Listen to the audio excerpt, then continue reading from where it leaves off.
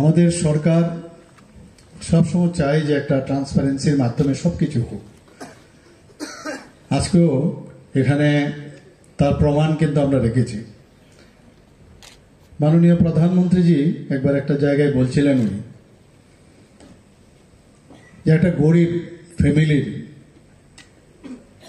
ছেলে হোক বা মেয়ে হোক, যখন কোনো জায়গায় চাকরির কিছু খবর আসে, সে জানে না কার কাছে যাবে, কাকে ধরবে। এই যে একটা মানবিক চিন্তাধারা মাননীয় প্রধানমন্ত্রীজি বলছেন, কাকে ধরবে, কেন ধরবে? পরীক্ষার মাধ্যমে, সুষ্ঠু নীতির মাধ্যমে যদি আমরা ওই গরিব একটা প্রান্তিক ব্যক্তি, তাকে যদি আমরা সেই ব্যবস্থা, আমরা যদি সেইভাবে পরিকাঠামো, আমাদের চিন্তা ভাবনা যদি আমরা সেইভাবে করি, তাহলে কিন্তু আমরা প্রপার যে সুশাসনের বিষয় সেটা আসবে। আজকে এখানে আমাদের রেসপেক্টেড চিফ সেক্রেটারি মহোদয় বলেছেন যে ট্রান্সপারেন্সির মাধ্যমে আপনারা কিন্তু সবাই এখানে আজকে নির্বাচিত হয়েছেন। আগে আমরা দেখতাম যে পলিটিক্যাল পার্টির প্রসেশনে হাঁটতে হবে, যেতে হবে, পলিটিক্যাল দাদাদের সাথে যোগাযোগ রাখতে হবে, পার্টির এফিলিয়েশন লাগবে, এইসব হলেই তবেই চাকরি পাওয়া যায়। এখানে একজনও বলতে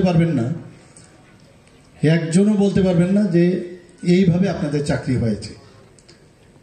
নাও you have proved that you are the cream of the society through your exam outcome. এটাই অ্যাকচুয়ালি হওয়া উচিত সব জায়গায়।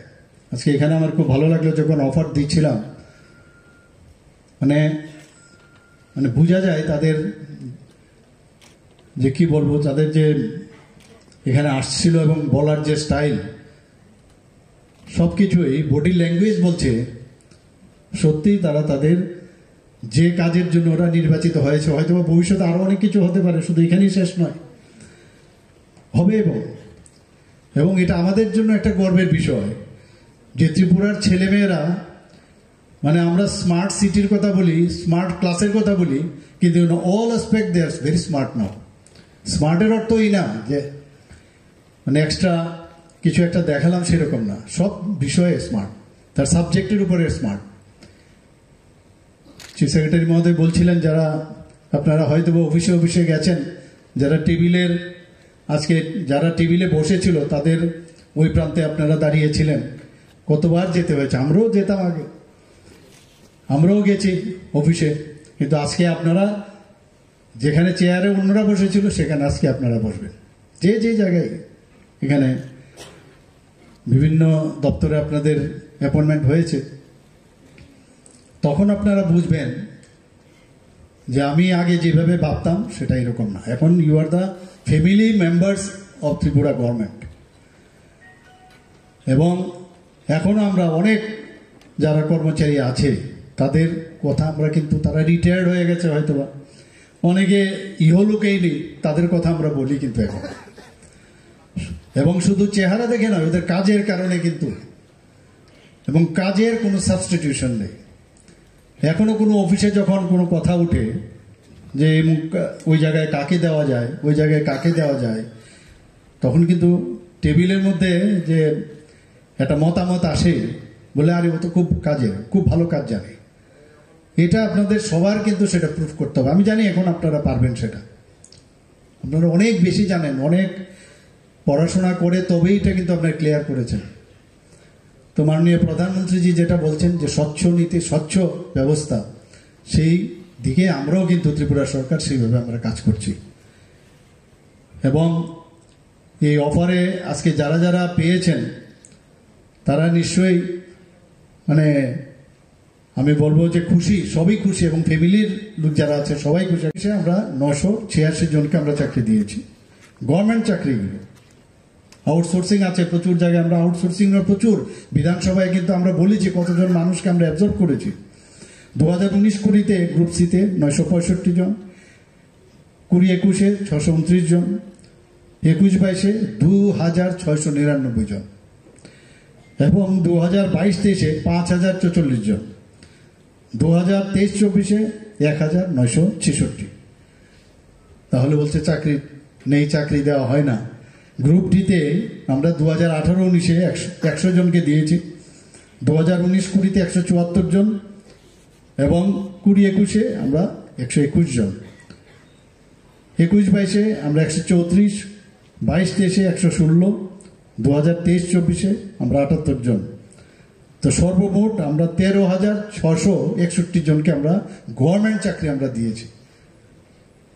তো ভাববার বিষয়, অনেকে বলেন এগুলো, কিন্তু আমরা মানে কাজে বিশ্বাসী, আমরা তো প্রচারটা কম করি, তো এই কারণেই অনেকে যারা বিরোধিতা করেন তারা এগুলো বলে খুব করে।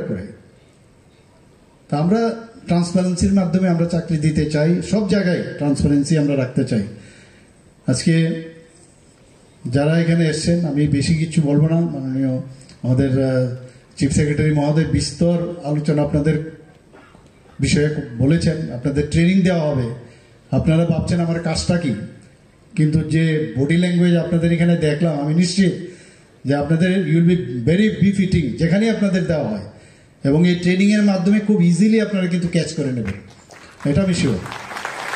এবং এটা কিন্তু আমাদের গর্বের বিষয় যে যখন ত্রিপুরার কোনো অফিসার বা কর্মচারী যখন দিল্লিতে গিয়ে বিভিন্ন বিষয়ে প্রাইজ আনে, তখন কিন্তু আমরা এখানে বসে থাকি, কিন্তু আমাদের খুব খুশি হয় এবং এত সুন্দরভাবে প্রেজেন্টেশন দেয় যে অবাক চিত্তে কিন্তু আমরা তাকিয়ে থাকি। এটা আমাদের জন্য প্রাউড মোমেন্ট। এবং কোনো অংশে ত্রিপুরার ছেলে মেয়েরা কোনো অংশেই কোনো দিকে কম নয় এখন। আর ডিজিটাল ইন্ডিয়ার কথা মাননীয় প্রধানমন্ত্রীজি বলছেন, গত পরশু দিনই আমরা এখানে যেটা চিফ সেক্রেটারি মহোদয় বলেছেন যে সেদিন আমাদের সেক্রেটারিতে আমাদের সেখানে প্রথম, এই ভারতের মধ্যে প্রথম, যেখানে অনেক রাজ্য চেষ্টা করেছে যে পঞ্চায়েত লেভেলে একবার পুরো পঞ্চায়েত পর্যন্ত, স্টেট থেকে আরম্ভ করে ডিস্ট্রিক্ট, সাব ডিভিশন থেকে আরম্ভ করে পঞ্চায়েত লেভেলে পর্যন্ত এই যে অনলাইন সিস্টেমের সব ব্যবস্থাপনা, এটা ট্রান্সপারেন্সি হবে, জিনিসগুলো আপনার হারাবে না, সব জিনিস আপনার অলরেডি ডিজিটাইজ করা থাকবে। এই যে বিষয়টা ত্রিপুরাতেই সম্ভব হয়েছে। আমাদের কিরণ গিত্তজি সেদিন বলছিলেন, যিনি আমাদের সেক্রেটারি আরডির, বর্তমানে উনি আইটির সেক্রেটারি, তো উনি বলছিলেন এখন উনি ট্রেনিংয়ে আছেন, অনেকে জিজ্ঞেস করছে আপনারা পঞ্চায়েতের ত্রিস্তরীয় পঞ্চায়েতে কি করে এটা আপনারা সম্ভব করেছেন, আমরা তো অনেক চেষ্টা করেছি, সেটা সম্ভব হচ্ছে না। তো এই যে বিষয়গুলো, এটা একমাত্র সম্ভব হয়েছে আমাদের যারা কর্মচারীরা আছেন, যারা আমাদের অফিসাররা আছেন, সবাই মিলে এই যে একটা টিম, সেই টিমের কারণে সেটা সম্ভব হয়েছে। আমাদের চিফ সেক্রেটারি মহোদয় এই বিষয়ে সবসময় সচেতন থাকেন, সবসময় মিটিং করতে থাকেন। ডিএম যারা আছেন, সেক্রেটারি থেকে আরম্ভ করে ডিএম, এসডিএম, বিডিও যারা আছেন, সবাই কিন্তু এক সূত্রে বাঁধা। এখন একটা টিপ দিলে আমরা এখন পঞ্চায়েতের সেক্রেটারির সাথে আমরা কথা বলতে পারি। এই যে ব্যবস্থাপনা, আপনারা যখন আসবেন, ট্রেনিং নেবেন, আপনাদের পক্ষে সুবিধা হয়ে যাবে সেগুলো, এবং এগুলো আপনারা করবেন আমি আশা করি। এবং আপনাদের স্বাগত জানাচ্ছি এই ফ্যামিলিতে যোগদান করার জন্য ত্রিপুরা গভর্নমেন্টে, এবং ত্রিপুরার নাম আপনারা অক্ষুণ্ণ রাখবেন এবং ট্রান্সপারেন্সির